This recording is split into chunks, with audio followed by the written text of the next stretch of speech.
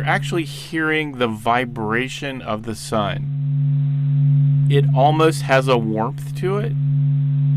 It's just enough where I can almost feel the sound on my skin or on my clothes. I imagine feeling the sun, moving next to me.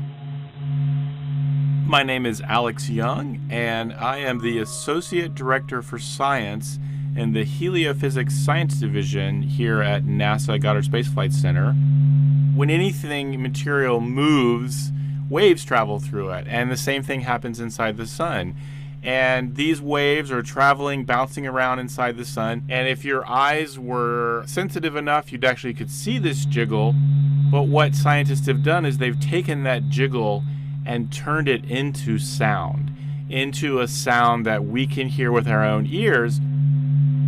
The sun is vibrating at lots of different frequencies. And one of the things that's pretty cool about that is we can use those vibrations in the sun to look inside the sun. We don't have straightforward ways to look inside the sun. We don't have a microscope to zoom inside the sun.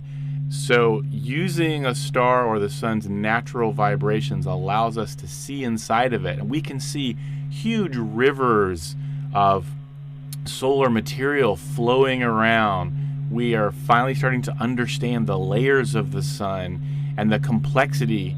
It's really cool because all of this complex motions inside the sun are in fact what generates magnetic fields inside the sun. And those magnetic fields float up to the surface and give us sunspots. And those sunspots give us solar flares and coronal mass ejections, this whole thing we call space weather. So all of these things are connected.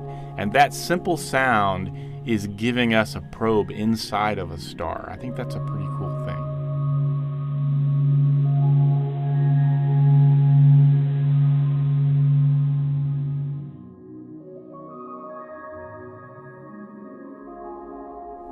The dynamic imagery and sounds of the sun are on display at the NASA Goddard Visitor Center in Greenbelt, Maryland.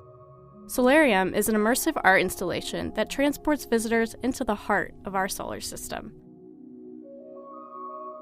This story was produced right here at Goddard by Katie Atkinson and Michaela Sosby.